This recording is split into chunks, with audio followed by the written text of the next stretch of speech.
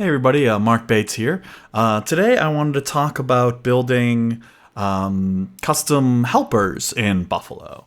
Because they're really powerful and we can do a ton with them, but I think some people get confused by exactly how to use them. So here is my render.go. When we assign a new render engine, we can also add a bunch of helpers, and all these helpers will be added to any template that gets run through this render engine. So let's talk about a very basic helper here. So we'll create a greet helper. And helpers are really nothing but functions that are available to us in Plush templates. And what's really nice about Plush is we can take any number of arguments into our helpers, and we can return any number of arguments from our helpers. So here, this is a perfectly valid helper. It doesn't do anything. I will call it here in my code, and if I render the page, nothing happens. But it doesn't error out either because it is perfectly valid. So next we can do something like we can return a string. So we can say, okay, hi Mark. There we go. Hi Mark, right? So we're getting there. Next, we can take in, say, a name, which is a string. And we probably don't want to return hi Mark anymore. Instead, we want to return something that uses the name. So now we can say hi %s, like that, and then the name. So there we go. We'll save that and go back. And we're getting an error now because we're too few arguments. That makes sense. So we got to go back to our index file here, and we'll change this to Mark. Refresh. It works. Okay, so far this is pretty straightforward here. Not a whole lot going on. Let's get a little bit more complicated, okay? Let's do something like return a string and an error. Okay, this should still compile, and our page should work just as we expect, okay? But now we can say, let's return an error here as well. So if I go back here, you can see now I get an error on the page. Boom. So we can return errors from these different functions here.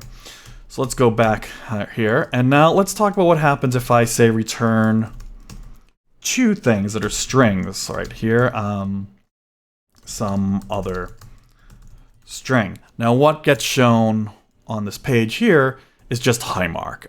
So when we actually go to render out content, we can only render out one thing. So we choose the first thing to render out. That's what we use. Okay, so let's get a little more complex with our greeter here. Let's just put that back to one string and get rid of that.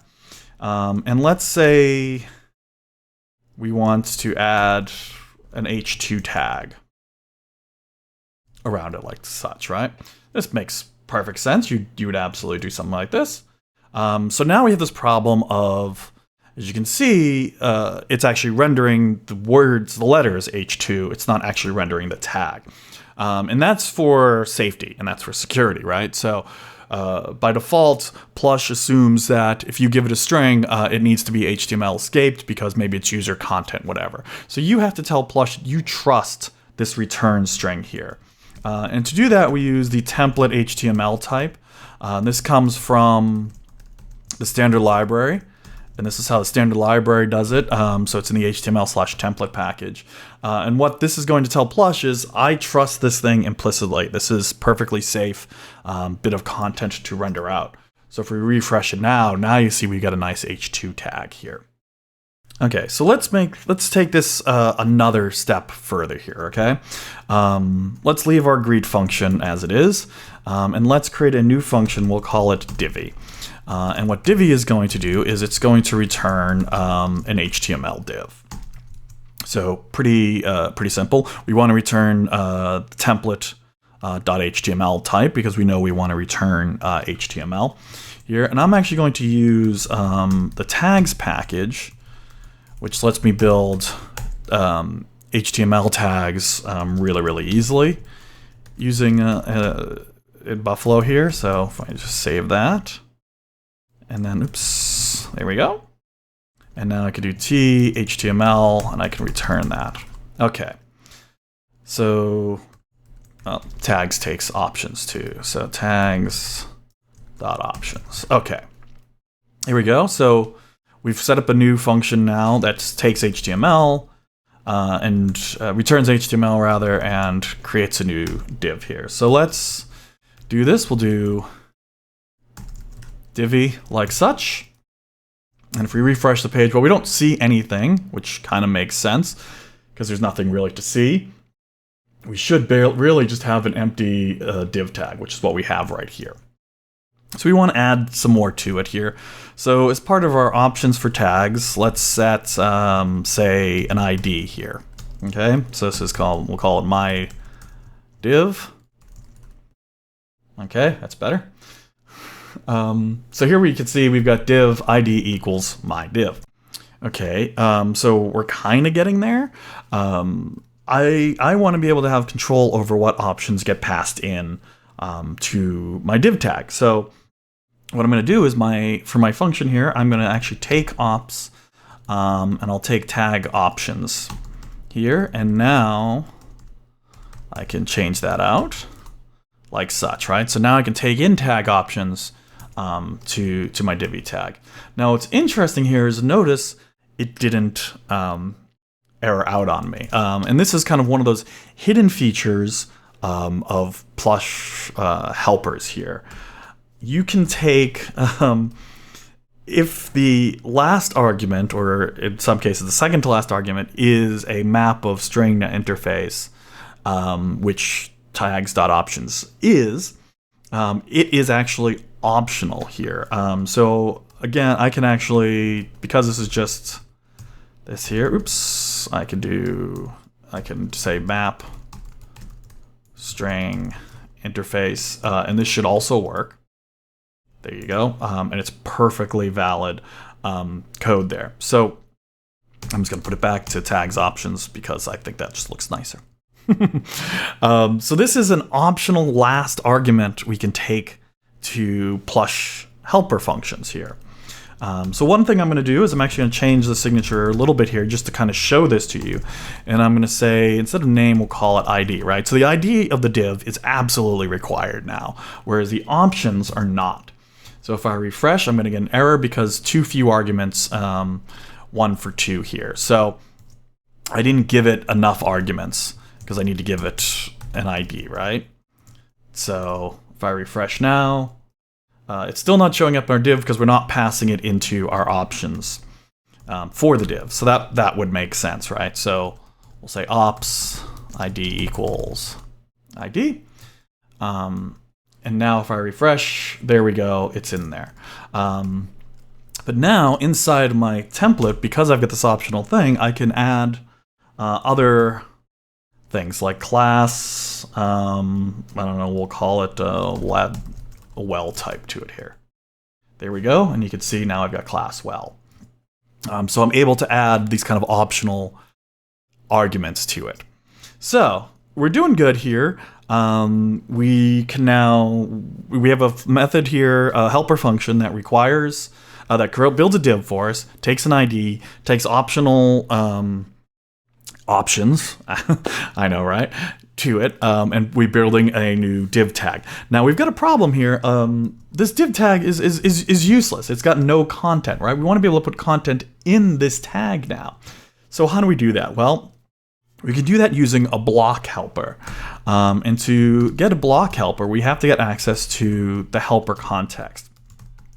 So Plush helper context is the way to do this. Now this is where things get a little confusing here, because this is yet another optional last argument for Plush helper templates.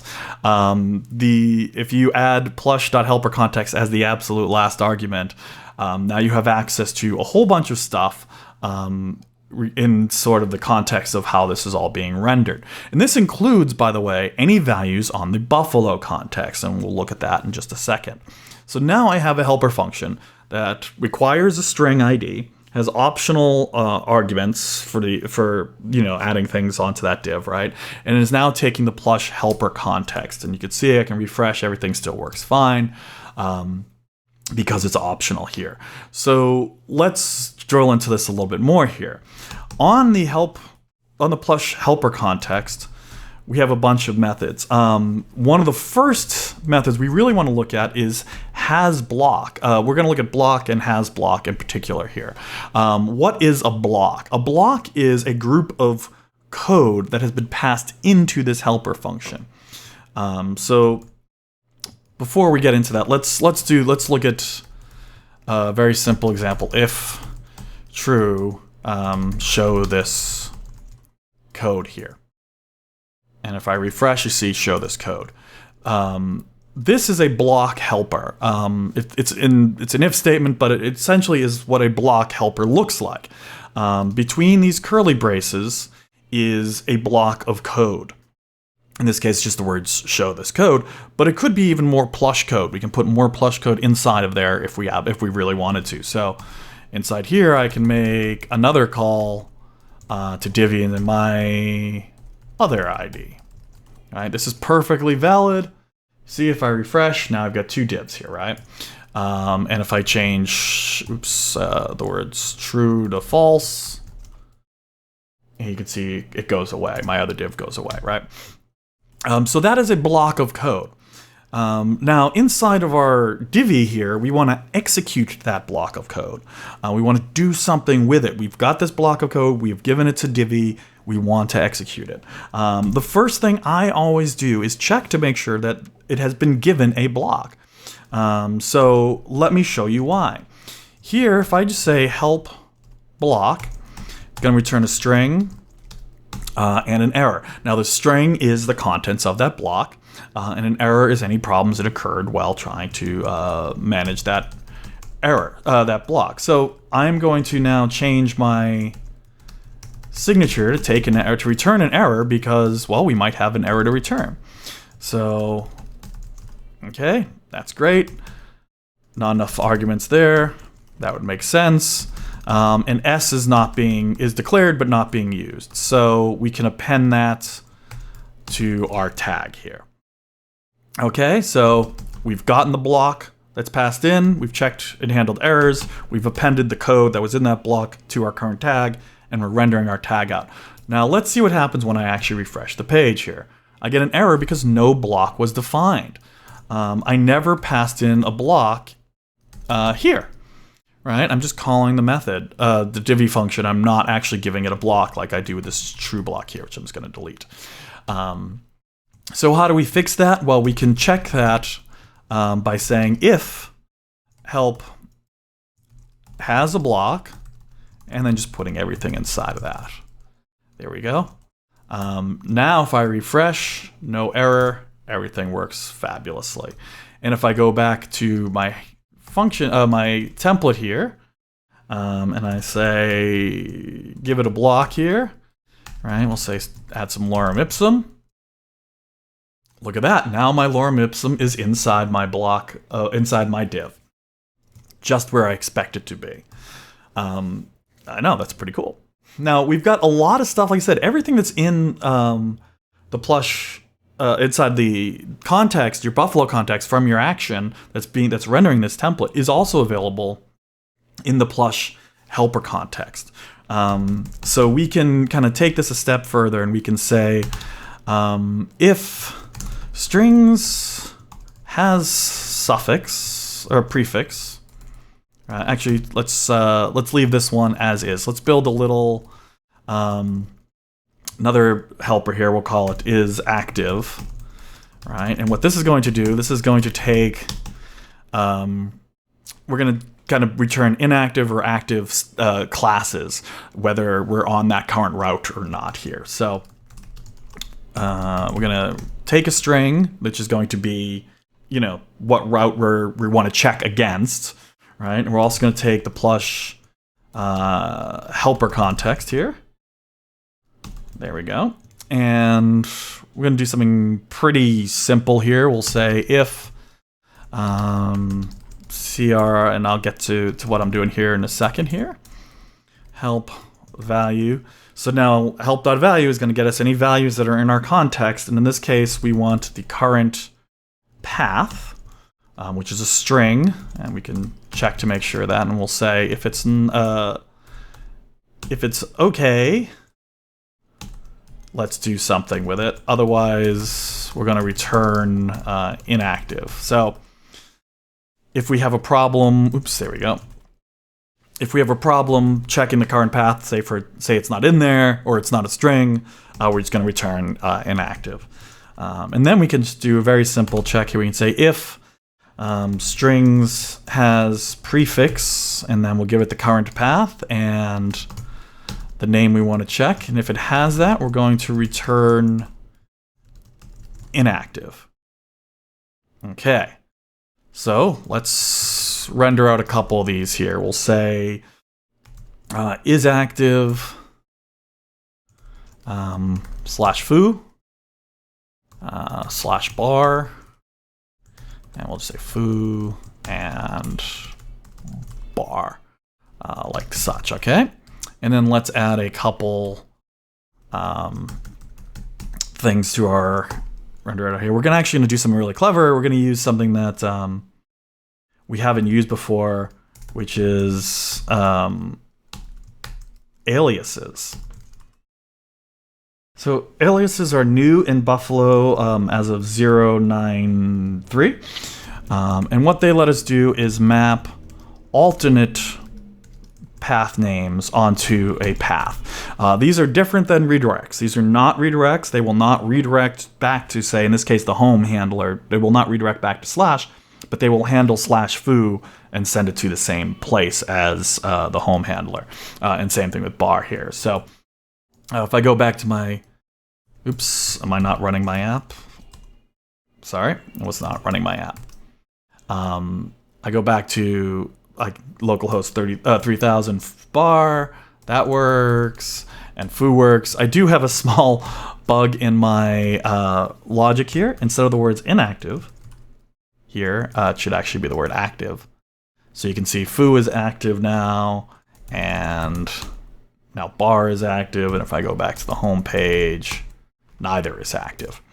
So there you go. That's kind of it was meant to be a brief overview of building helpers in Buffalo, for custom helpers rather in Buffalo and in Plush, but it turned into something a bit more here. But hopefully this gives you an idea of the power of what we can do with helpers in Buffalo. They're pretty amazing. Plush, I think, is really the strongest templating language Go has to offer right now. And I'm very excited about it. And I'm always impressed by what we can do with Plush, as you can see here. So that's it for now. That was our look into building custom helpers with Plush. I hope this helps. This video was brought to you by Go for Guides.